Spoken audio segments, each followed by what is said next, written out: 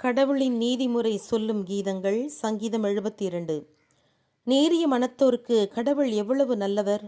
தூய உள்ளத்தினருக்கு ஆண்டவர் எவ்வளவு நல்லவர்! என் பாதங்களோ தடுமாறலாயின, சறுக்கி விழப்போனேன். ஏனெனில் தீயவர்களைக் கண்டு பாவிகளுக்கு வந்த வாழ்வை பார்த்து பொறாமையுற்றேன். அவர்களுக்கு வேதனை எதுவும் இல்லை. அவர்கள் உடலோ செழுமையும் கொழுமையும் கொண்டுள்ளது. மனித பிறவிகளுக்குள்ள இடுக்கண்கள் அவர்களுக்கு இல்லை. மற்ற மனிதர்களைப் போல் அவர்கள் துன்புறுவதில்லை. எனவே மணிமாலை போல் செருக்கு அவர்களை அணி செய்கிறது. வன் செயலே அவர்களுக்கு ஆடை போல் இருக்கிறது. அவர்கள் வண்ணஞ்சத்திலிருந்து எழுகிறது அக்கிரமம். அவர்கள் மனத்திலிருந்து மடமைகள் தோன்றுகின்றன. நகைக்கின்றனர். அவர்கள் தீமையே பேசுகின்றனர். துன்புறுத்துவோம் என இருமாப்புடன் அச்சுறுத்துகின்றனர். வானத்தையே தாக்குகின்றது அவர்களது வாய்ச்சொல்.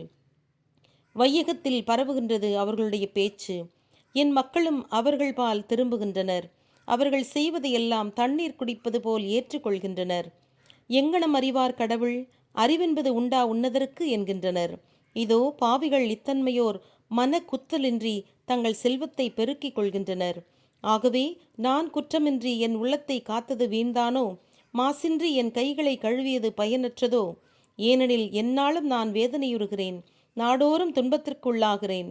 நானும் அவர்களைப் போல் பேசலாமே என்று நான் நினைத்திருந்தால் மக்கள் கூட்டத்தின் முன்னிலையில் வாய்மை தவறியவனாவேன். ஆகவே இதன் உண்மை என்னவென்று கண்டறிய முயன்றேன். ஆனால் அது பெரிய புதிராயிருந்தது. கடவுளுடைய புனித தலத்தில் நான் நுழைந்ததும் அவர்களுடைய கதி என்ன என்று உணர்ந்தேன். உண்மையிலேயே நீர் அவர்களை சறுக்கலான இடத்தில் நிறுத்துகிறீர். பாதாளத்தில் அவர்களை விழச் செய்கிறீர். எவ்வளவு விரைவாக அவர்கள் விழுந்து ஒழிந்தனர்! பேரச்சத்துக்கு உள்ளாகி அவர்கள் எடுபட்டு மறைந்தனர்.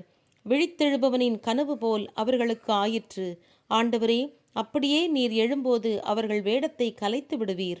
என் மனம் கசப்புற்ற வேளையில் என் உள்ளம் குத்துண்ட போது நான் அறியாமல் இருந்தேன், உணராமல் போனேன். மிருகத்தைப் போல் முன்னிலையில் கிடந்தேன். எனினும் எந்நேரமும் நான் உம்மோடு இருக்கிறேன். நீர் என் வலக்கரத்தை பிடித்து தாங்குகிறீர். உமது அறிவுத்திறனை கொண்டு என்னை வழிநடத்துவீர். இறுதியில் நான் உமது மகிமையில் பங்கடையச் செய்வீர். உம்மை தவிர எனக்கு வானுலகில் உள்ளவர் யார்? உம்மோடு நான் வாழ்ந்தால் இவ்வுலகில் இன்பம் தருவது எதுவும் இல்லையே. என் உடலும் உள்ளமும் சோர்வடைகின்றன.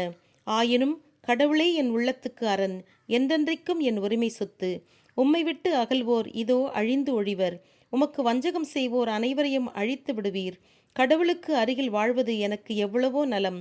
ஆண்டவராகிய கடவுளிடம் அடைக்கலம் புகுவது எவ்வளவோ நலம்.